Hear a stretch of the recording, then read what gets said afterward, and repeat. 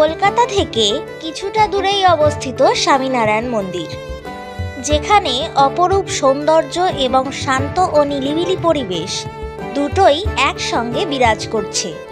2014 সালে বিএপিএস সংস্থা কলকাতার অদূরে এই মন্দিরটি নির্মাণ করেন। প্রতিদিন সকাল 7:30 থেকে বেলা 12টা এবং বিকেল 4টে থেকে রাত 8টা পর্যন্ত সকল দর্শনার্থীদের জন্য এই মন্দিরটি উন্মুক্ত থাকে।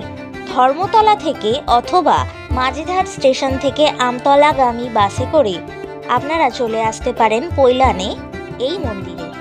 দিনে ও রাতে বিভিন্ন সময় এই মন্দিরে অনুষ্ঠিত হয় আরতি, তবে সেগুলি ক্যামেরাবন্দি করা সম্পূর্ণভাবে নিষিদ্ধ।